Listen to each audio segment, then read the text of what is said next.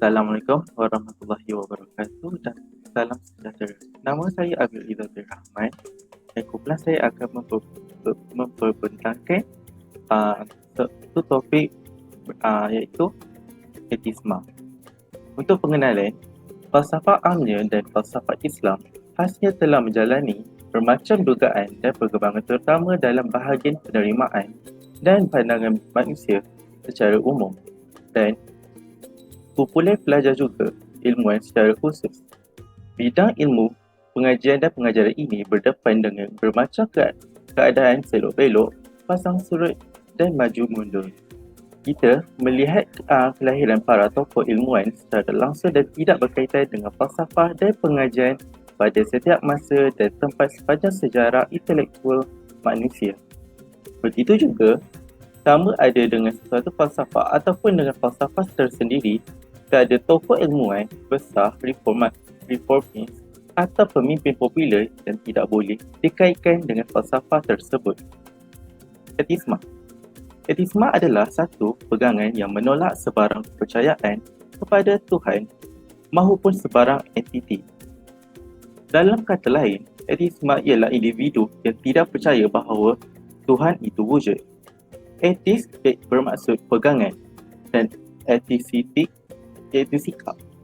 Etisma ini wujud kerana sikap keraguan atas kewujudan Tuhan mengakibatkan tidak percaya Tuhan itu wujud sama sekali.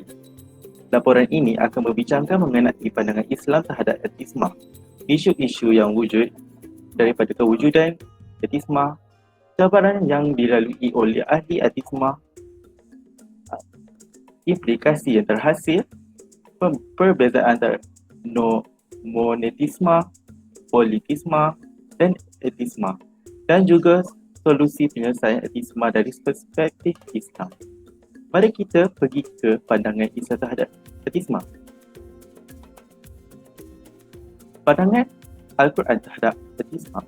Ada 5 tokoh ilmuwan pernah berkata mengenai topik etisma yang berkaitan dengan Al-Quran, iaitu Imam Al-Tabari, Imam Ibn Kathir, Imam Fakhruddin Al-Zari, Al-Razi, Syekh Al-Maraghi dan juga Imam Ja'far Sadiq. Imam Al-Tabari pernah berkata bahawa orang musyrik itu berkata yang tidak akan ada kehidupan selepas mati, iaitu hari kebangkitan. Pernah juga orang musyrik berkata bahawa tiada apa yang dapat mengubah mereka melainkan pertukaran malam dan siang serta juga pemanjangan umur. Ini membuktikan bahawa mereka telah mengingkar terhadap Tuhan. Imam Ibn Kathir pula pernah berkata perkataan kaum Dahriyah yang daripada kaum kafir yang mempunyai pemikiran yang serasi dengan golongan musyrikin Arab yang ingkar hari kiamat. Segelintir daripada golongan falsafah Duriyah yang ingkari Tuhan mencipta dengan percaya bahawa setiap kalinya 36,000 tahun semua benda akan jadi seperti sedia kala. Mereka menyampaikan hal tersebut telah berlaku banyak kali dan tidak akan berhenti. Pernyataan ini mustahil bagi dalil akal dan dalil naqli. Seterusnya, kita akan bergerak kepada Imam Fakhruddin Al-Razi pernah berkata bahawa Allah telah menurunkan ayat yang menceritakan tentang mereka yang tidak percaya dengan hari kiamat dan juga Tuhan yang berkemampuan. Allah telah menurunkan dalil-dalil yang cukup banyak di dalam kitab Al-Quran tentang kewujudan haiwan dan insan untuk membuktikan wujudnya pencipta mereka yang maha bijaksana. Syekh Al-Maraghi pernah berbicara bahawa sekiranya kita terdampar di tengah-tengah lautan yang terbentang luas, tidak kelihatan sebarang daratan, percayalah, segala perkara yang terlintas di fikiran kita seperti menyeru dan berharap manfaat daripada berhala, jin, orang ataupun seakannya. Tidak. Tetapi kita tidak akan ingat apa pun melainkan Allah Subhanahu Taala. Seterusnya, pandangan ulama silam tentang etisma. Di dunia Islam, dari spesifik masyarakat dan intelektual, etisma bukanlah ancaman besar yang menyebabkan munculnya mazhab Daliyun pada abad ke-8.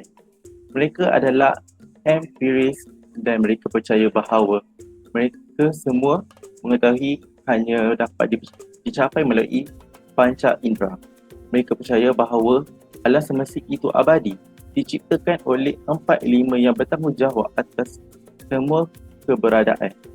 Bagi mereka, segala sesuatu yang dicipta dengan sendirinya.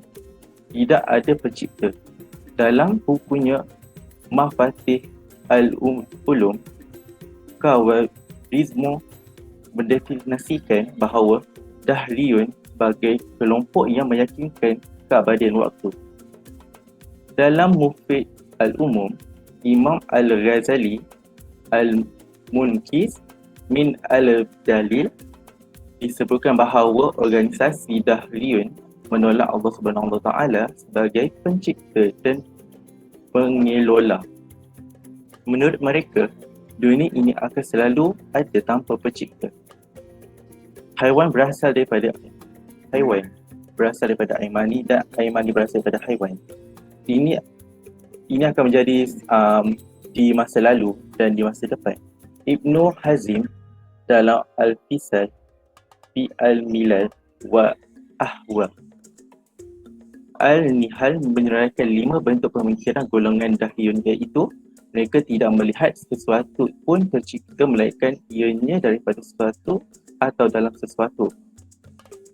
Apapun yang menghasilkan jisim ataupun berat adalah tidak jauhar dan arad, iaitu semua wujud di dalam dunia. Sekiranya wujud pihak yang menghasilkan, sama ada ianya sama dengannya ataupun berbeza sepenuhnya, atau sama ada pada aspek tertentu dan berbeza pada lainnya. Perbezaan sepenuhnya adalah sesuatu yang tidak dapat diterima kerana tidak ada yang boleh menghasilkan sesuatu yang berbeza atau berlawanan dengan dirinya. Sebagaimana api tidak boleh menghasilkan sejuk. Sekiranya dunia ada pencipta, pencipta ini pasti akan melakukan sesuatu yang memanfaatkan, membetulkan sesuatu yang salah, yang mana ia bertindak seperti makhluk-makhluk di dunia atau dengan alam semesta, jadi yang akan menyebabkan perbuatannya menjadi kekal abadi. Mari kita bergerak kepada pandangan ulama pada zaman kini tentang ateisme. Semua hal atau bentuk yang dicapai oleh ingatan kita dan daya persepsi tidak melampaui salah satu daripada 3 kualitas atau bentuk hukum akal, iaitu wajib, mustahil dan mungkin. Sangat penting bahawa itu tidak mungkin tanpa alasan yang baik. Mustahil tidak mungkin dalam erti ada dan mungkin, bukan tidak mustahil. Bukan mustahil dalam erti ada serta tidak ada. Wajib, iaitu yang mustahil pada akal tiadanya. Mungkin, akal yang memutuskan secara pasti bahawa jika diandaikan ia tiada, maka tidaklah mustahil pada akal alam semesta ini pada asalnya layak menerima salah satu daripada 2 keadaan. Wujud iaitu al-wujud, atau tidak wujud iaitu al-adam, dalam taraf dan pertimbangan yang sama berat. Mustahil ialah andaian tanpa membuat sebarang pertimbangan beratnya sesuatu pertimbangan tanpa sesuatu yang memberatkannya. Tasal iaitu andaian bahawa segala makhluk atau kejadian telah lahir daripada sebahagiannya tanpa kesudahannya, dengan erti bahawa setiap satu daripada itu menjadi maklul kepada yang sebelumnya dan menjadi illah kepada yang selepasnya tanpa berakhir, iaitu persambungan dan rantaian tersebut kepada satu illah terakhir yang tidak lagi menjadi maklul tetapi menjadi illah yang memberi kesan kepada semua peringkat rantaian kelahiran tersebut. Itu sahaja daripada saya. Mari kita teruskan dengan Azrul. Assalamualaikum, saya Azzuddin Tajuddin dan saya akan sambung topik kami dengan isu-isu yang wujud daripada kewujudan ateisme. isu-isu berikutnya ialah ateisme bertentangan dari perlembagaan langgar rukun negara. Selepas tragedi 13 Mei 1969 yang menjejaskan perpaduan Malaysia dengan Teruk, rukun niaga telah ditubuhkan pada tahun 1970. Hasilnya, matlamat rukun niaga adalah untuk mewujudkan semula keharmonian di kalangan rakyat yang berbilang agama dan etnik. Sebarang tindakan yang melanggar rukun negara boleh diberatkan sebagai cabaran kepada perpaduan negara yang telah menjadi ikrar seluruh rakyat negara yang berdaulat ini. Peguam Perkara 11, Perlembagaan yang berkatakan tentang kebebasan beragama kini diperdebatkan. Dia menyangka ateisme sebagai iman. Beliau seterusnya menyalahgambarkan perundingan itu dengan mendakwa memandangkan ateisme bukan agama, tiada hak untuk melarangnya daripada merebak kepada orang Islam kerana undang-undang hanya melarang agama daripada menyebar kepada orang Islam. Undang-undang negeri dan berkenaan dengan wilayah persekutuan Kuala Lumpur, Labuan dan Putrajaya, undang-undang persekutuan boleh menghadkan atau melarang penyebaran apa-apa doktrin atau kepercayaan agama di kalangan individu yang menganut agama Islam. Menurut pasal 4 artikel yang sama, artinya sebenar adalah doktrin dan perlembagaan melarang sebarang doktrin disebarkan di kalangan umat Islam. Ateisme akan mengancam bukan sahaja kedudukan Islam tapi juga agama Buddha, Hindu, Kristian dan kepercayaan lain di Indonesia. Ia boleh mengakibatkan krisis agama yang akan merugikan negara. Akibatnya sangat sesuai untuk menghadkan penentuan ini. Sambungan. Isu-isu yang kedua ialah teori praktisma. Mereka ini berpendapat bahawa Tuhan diciptakan oleh manusia untuk mengawal kewujudan manusia. Oleh kerana mereka percaya bahawa Tuhan hanya dicipta, mereka percaya bahawa Tuhan harus dihapuskan kerana dunia telah menjadi lebih berkembang dan kompleks. Hanya kerana setiap menyangkalkan menampak ini adalah satu kebohongan. Orang-orang zaman Nabi Musa yang mahir dalam sihir, justru mukjizat Musa melibat kemampuan mereka. Oleh kerana pengetahuan perubatan sudah maju pada masa itu, mukjizat Yesus adalah di luar apa yang dapat dijelaskan oleh sains pada masa itu. Masyarakat tempatan Muhammad sangat menyukai poesi dan sastera semasa hayatnya sehingga kan wahyu Al-Quran mengatasi pakar sastera Arab ketika itu. Seperti yang dialami oleh Walid Al-Mughirah. Segala sesuatu yang kita ketahui tentang Tuhan datang daripadanya dan bukan melalui Islam sebagai kawalan sosial. Ini jelas pada undang-undang manusia gagal menangani institusi jenayah yang telah berkembang. Ia mampu memperlahankan peningkatan jenayah tidak seperti kerajaan Islam dahulu yang benar-benar melaksanakan undang-undang Islam pada masa itu. Menurut mereka, terdapat terlalu banyak Tuhan dalam kepercayaan yang berbeza yang membuktikan bahawa tidak ada Tuhan yang tulen. Oleh itu, jawapan kami untuk memahami pendidikan Islam, etis mesti mempelajari Islam sebanyak mungkin seperti yang dilakukan oleh saudara Tim Abdul Rahim sebelum menjadi pendakwa Islam yang tidak henti-henti sendiri. Allah mukhalafatuhu lil hawadis mempunyai sifat yang berbeza daripada Allah dengan segala sesuatu yang sekar. Dan kita berpegang dengan itu dalam Islam. Surah Asy-Syura ayat 9 mengatakan, tiada satu yang pun sama serupa dengan Allah. Ciri ini berdasarkan kitab suci itu bermakna Islam hanyalah agama yang tidak menggambarkan Tuhan kerana tidak ada satu pun perhatikan dalam Al-Quran atau hadis yang merujuk kepada Tuhan dalam apa-apa cara sekalipun Islam. Sudah tentu adalah akidah yang tulen. Sambungan. Ateisme juga mengancam akidah. Iman seorang itu adalah satu kemestian. Kewujudan Tuhan diajarkan pada manusia melalui ajaran agama untuk mengenal Tuhan. Seorang itu mesti ada agama. Tampaknya, seorang itu tidak melakukannya apabila bercakap dengan agama. Artinya tidak sesuai dengan definisi. Orang yang tidak beriman ditafsirkan sebagai mereka yang berpegang kepada kepercayaan ini. Kehidupan tanpa agama adalah hidup tanpa hala tuju atau tujuan. Walaupun ia membawa kepada kekeliruan dan keraguan. Orang yang hanya membesandarkan kepada akal tanpa bergantung pada petunjuk agama dan sesat. Islam dan sesatunya iman yang diterima oleh Allah. Akibatnya, setiap agama yang menolak Islam akan hancur. Allah tidak akan menerima agama selain daripada Islam. Dan siapa yang berbuat demikian di akhirat kelak termasuk orang-orang yang rugi. Ini adalah hidup tanpa agama serta mencari agama selain Islam yang diharamkan oleh Allah. Tuhan mengikut definisi murka. Mengabaikan pertubuhan ateisme dalam masyarakat Melayu hari ini adalah satu kesilapan. Namun ini adalah ajaran serius yang mengancam masyarakat Islam hari ini.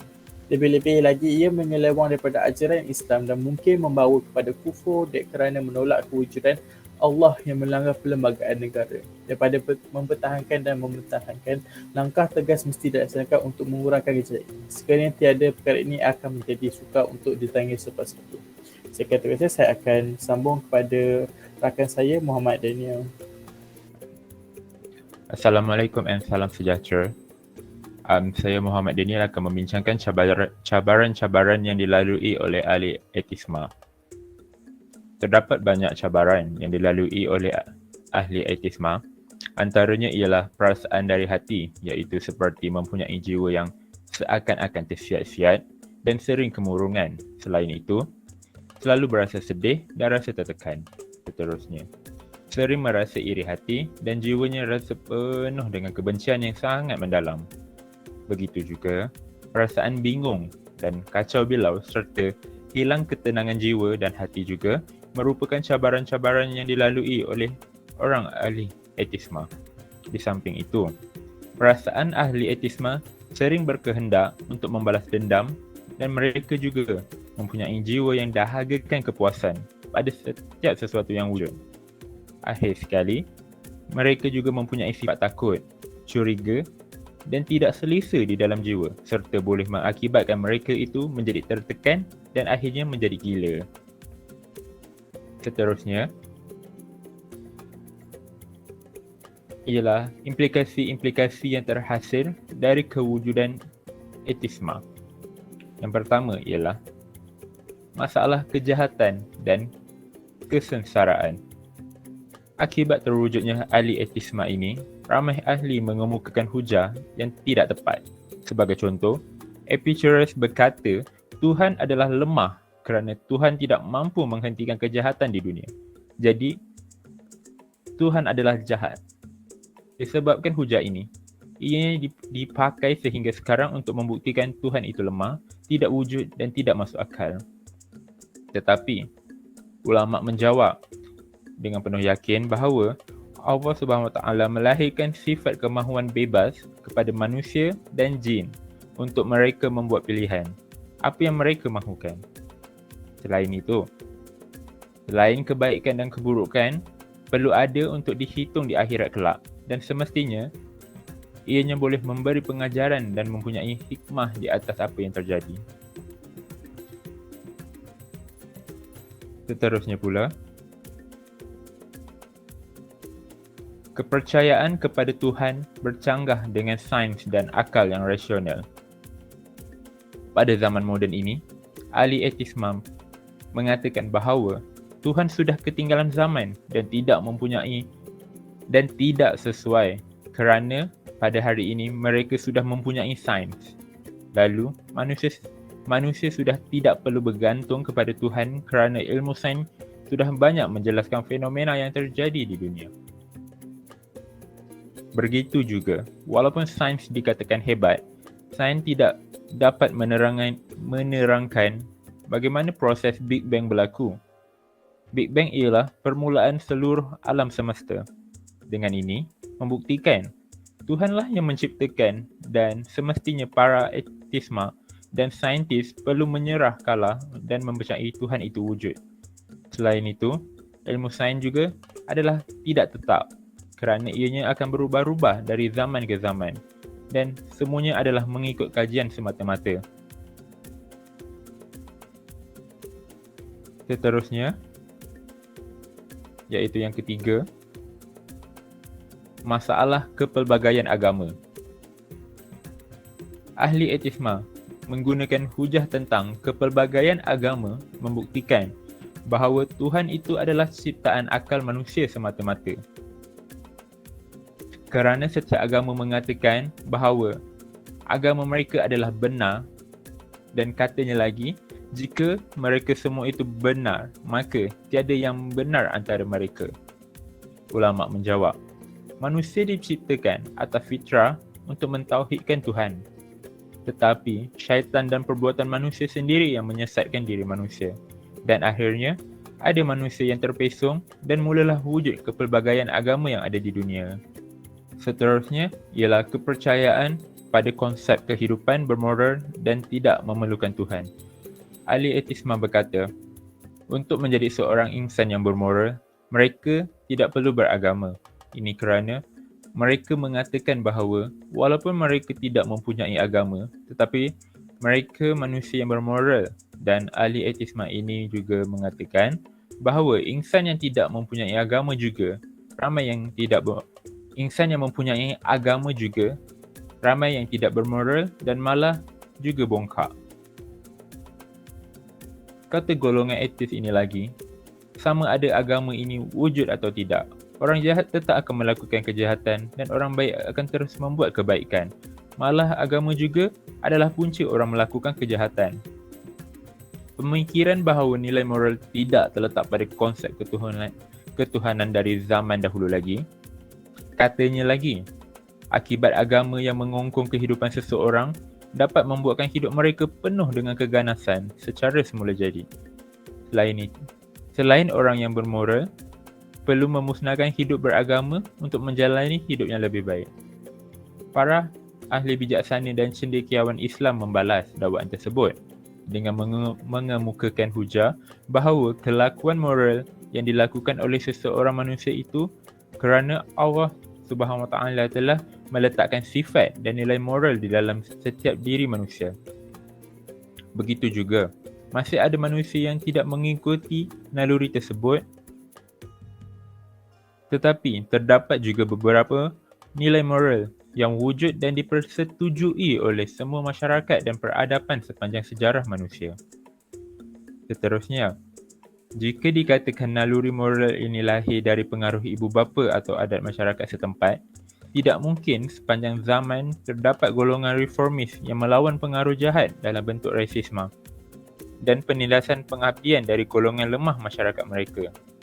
Begitu juga, jika naluri moral itu wujud hasil dari pemikiran dan pengaruh masyarakat, golongan reformis ini tidak akan pernah lahir dan wujud di dunia kerana semua amalan manusia termasuk jahat dianggap sebagai amalan yang bermoral. Terima kasih daripada saya. Kita sambung kepada Nur Hazika. Assalamualaikum. Seterusnya saya membentangkan tentang perbezaan antara monotheism, polytheism dan atheism. So, monotheism adalah kepercayaan dan penyembahan kepada satu Tuhan adalah asas tauhid. Banyak agama utama dunia hari ini boleh dianggap monotheism kerana mereka percaya pada satu makhluk yang maha agung atau dewa. Mereka adalah Islam, Kristian, Yahudi, Hindu dan Sikh. Ini mungkin tampak bertentangan dengan beberapa orang, terutama ketika agama Hindu dan dengan dewa-dewa Tuhannya termasuk dalam agama-agama yang bersifat monoteistik. Tetapi mereka yang membicarakan beratus-ratus Tuhan dalam agama Hindu dengan mudah lupa bahawa ada kesatuan yang mendasari antara dewa-dewa ini dan Tuhan-Tuhan yang berlainan adalah manifestasi daripada kekuatan yang berbeza sahaja. Seterusnya, polytheism. Polytheism adalah kepercayaan dan penyembahan banyak Tuhan. Terdapat banyak yang berpendapat bahawa banyak Tuhan yang berbeza dalam agama Hindu adalah contoh polytheism. Falsafah Hindu yang disebut Advaita seperti yang dikemukakan oleh Sankara mengatakan bahawa kepercayaan dan pemujaan terhadap banyak dewa yang mempunyai bentuk dan kualiti yang berbeza memudahkan para penganut memilih salah satu daripada mereka. Namun, ada pengertian yang lebih besar di antara semua itu bahawa semua dewa-dewa ini adalah hanyalah manifestasi dari satu maha tinggi, walaupun ada trinitas asas dewa yang disebut Brahma, Vishnu dan Mahesh dalam kepercayaan Hindu. Dan akhir sekali, atheism. Atheism bermakna fahaman atau kepercayaan yang tidak mengakui kewujudan Tuhan. Atheism adalah merujuk kepada ketidakpercayaan atau kurang kepercayaan kepada kewujudan Tuhan. Dalam bahasa Arab, atheism adalah al-ilhad. Ilhad dari segi istilahnya adalah sebuah falsafah yang menafikan kewujudan Allah sebagai pencipta alam semesta ini. Atheism adalah satu fahaman yang menolak akan kewujudan Tuhan dan alam gaib, kerana bagi mereka alam gaib juga termasuk dalam dunia tabi'i. Oleh sebab itu, penganut etis boleh dikira berdasarkan penolakan atau kurangnya kepercayaan kepada Tuhan dan agama. Atheism terbina atas asas kebencian dan kebebasan sepenuhnya daripada agama, dan ada yang menolak kewujudan Tuhan, ada yang menolak agama, dan ada yang menolak pengetahuan Tuhan dan kewujudannya. Dan seterusnya adalah solusi penyelesaian atheism dari perspektif Islam. Pertama adalah didikan agama awal di rumah, iaitu ibu bapa perlulah memainkan peranan untuk mendidik anak-anak tentang konsep ketuhanan daripada kecil lagi. Pengenalan ini tidak semestinya di dalam bentuk pengajaran formal, sifat yang mungkin sedikit berat untuk difahami oleh kanak-kanak yang kecil kerana cara perbincangan yang berfalsafah. Perbualan di dalam rumah yang diisi dengan kalimah-kalimah Alhamdulillah, Subhanallah dan lain-lain kalimah atau peringatan yang mencipta atmosfera ketuhanan di dalam rumah adalah antara cara yang mudah untuk menerapkan konsep ketuhanan di dalam diri kanak-kanak. Seterusnya adalah mengajarkan program-program dakwah yang mesra generasi muda. Agensi-agensi dakwah kerajaan bersama dengan pendakwah-pendakwah bebas patut mengajarkan program-program dakwah yang mesra generasi muda kerana mereka lah golongan yang paling banyak bertanya dan terpengaruh dengan faham agnostik dan ateistik akibat tidak mendapat jawapan yang memuaskan.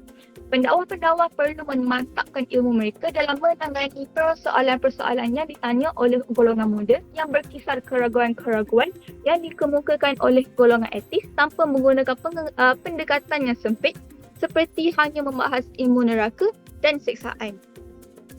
Seterusnya adalah menitik beratkan pengajian Al-Quran. Para pendakwah dan agensi kerajaan perlulah menitik beratkan pengajian Al-Quran yang lebih syumul dan bukan sekadar memberi penekanan kepada bacaan dengan tajwid yang betul dan hafalan. Al-Quran diturunkan oleh Allah kepada manusia sebagai hudan linas, yakni petunjuk kepada manusia, tetapi ia hanya boleh memenuhi fungsi tersebut jika isi kandungannya dipelajari. Untuk anak-anak yang kecil, mereka patut diceritakan kisah-kisah Nabi berdasarkan Al-Quran dan hadis yang sahih supaya mereka mempelajari keunggulan akhlak para Nabi. Bagi remaja dan mereka yang lebih dewasa, pengajian bahasa Arab Al-Quran patut dipertimbangkan supaya maksud Al-Quran menjadi lebih berkhidmat kepada orang ramai dan tidak dinafikan. Membaca terjemahan Al-Quran memang bagus, tetapi ia tidak sama dengan membaca sambil memahami kalam Tuhan dalam bahasa Arab yang asal mempunyai kuasa yang tersendiri. Dan akhir sekali adalah menguatkuasakan undang-undang kerajaan dan kerajaan sepatutnya menerusi institusi keagamaan dan kuasa-kuasa Raja Melayu. Perlu menghalang perkembangan mana-mana persatuan yang mempromosikan fahaman yang memesongkan akidah. Cara kumpulan-kumpulan ini bergerak perlu dikaji dan tindakan yang tegas perlu diambil. Kebanyakan kumpulan ini mempromosikan kehidupan gaya bebas, maka selari dengan memantau gerakan kumpulan-kumpulan ini, kerajaan juga perlu berusaha untuk mengekang budaya hedonism dengan menutup pusat-pusat hiburan dan memerhatikan konsep-konsep yang melalaikan.